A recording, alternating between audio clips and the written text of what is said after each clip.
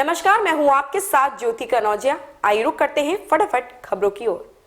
जंग के बीच यूक्रेन में फंसे भारतीयों और अन्य देशों के लोगों को निकालने में भारत अहम भूमिका निभा रहा है। पीएम नरेंद्र मोदी की पहल पर पुतिन व जेलेंस्की जंग रोककर मानवीय गलियारे से लोगों को सुरक्षित निकालने का मौका दे रहे हैं। वहां फंसे कई पाकिस्तानी भी कीव स्थित भारतीय दूतावास की मदद लेकर निकल रहे हैं। ये लोग भारत का आभार जता रहे हैं। रूस यूक्रेन की जंग के बीच ब्रिटेन की महारानी का निजी सुरक्षा गार्ड गायब हो गया। गायब होने से पहले उसने पोलैंड का टिकट करवाया था। इससे भी पहले उसने अपने परिजनों को एक पत्र भी लिखा था। खबर के मुताबिक इसके बाद उसने एक फोटो स्नैपचैट पर पोस्ट की थी।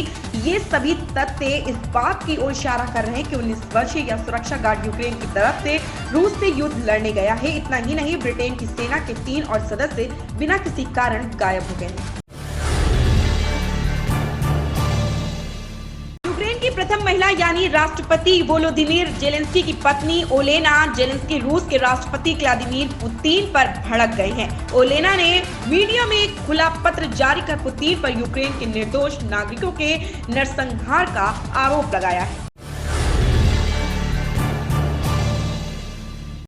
स्वास्थ्य मंत्रालय द्वारा जारी आंकड़े के अनुसार बीते 24 घंटे में कोरोना के 4,575 नए मामले सामने आए, जो कि कल की तुलना में लगभग 600 अधिक है। वहीं इस दौरान 145 लोगों की मौत हो गई। सबसे बड़ी राहत की बात यह है कि देश में अब केवल 46,962 सक्रिय मामले ही बचे हैं। यूक्रेन पर हमले के विरोध में रूस के खिलाफ आर्थिक प्रतिबंध बढ़ते जा रहा है। कई दिनों से इस बात की चर्चा चल रही थी कि अमेरिका रूस से तेल, प्राकृतिक गैस और कोयले के आयात पर पाबंदी लगा सकता है, जिस पर बाइडेन प्रशासन ने मुहर लगा दी है। ब्रिटेन ने भी इस साल के अंत तक चरणबद्ध तरीके से रूस से तेल और तेल उत्पादों का आयात खत्म करने की घोषणा की है। प्रधानमंत्री नरेंद्र मोदी की रूसी राष्ट्रपति व्लादिमीर पुतिन व यूक्रेन के राष्ट्रपति वोलोदिमीर जेलेंस्की से बातचीत के अगले ही दिन युद्धग्रस्त सुमी से सभी 694 भारतीय छात्रों को सुरक्षित निकाल लिया गया। इस बीच जेलेंस्की ने कहा कि उनका देश नाटो में शामिल होने पर जोर नहीं देगा। उन्होंने यह भी कहा कि नाटो उन्हें अब नहीं चाहता। रूस लगातार यूक्रेन को नाटो से दूरी बनाने के लिए कहता है।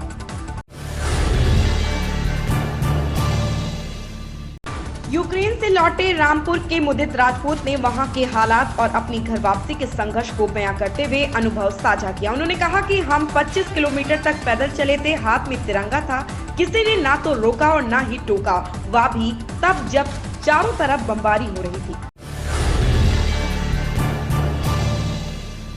सप्ताह के तीसरे कारोबार दिन बुधवार को शेयर बाजार हरे निशान पर खुला। बॉम्बे स्टॉक एक्सचेंज का 30 शेयरों वाला सेंसेक्स 148 अंकों की बढ़त के साथ 53,573 के स्तर पर खुला, जबकि नेशनल स्टॉक एक्सचेंज के निफ्टी सूचकांक ने 40 अंक की तेजी के साथ 16,053 के स्तर पर कारोबार की शुरुआत की।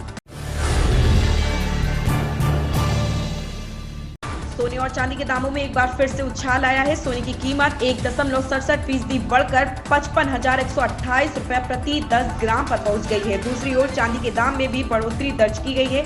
इसका भाव गिरकर 2.15% उछलकर 72,952 रुपए प्रति किलोग्राम के स्तर पर पहुंच गया है। आज जाकिर हुसैन का 71वां जन्मदिन है। हुसैन तबले पर अपनी अंगुलियां और हाथों की थाप से जादू का संसार बना देते हैं, इसलिए उन्हें उस्ताद जाकिर हुसैन कहा जाता है। जाकिर हुसैन का जन्म 9 मार्च 1951 को मुंबई में हुआ था। ये हुनर उन्हें अपने पिता अल्लाह रखा खान से विरासत में मिला, जो खुद एक मशहूर तबला वादक थे। इन खबरों में बस इतना ही। धन्यवाद।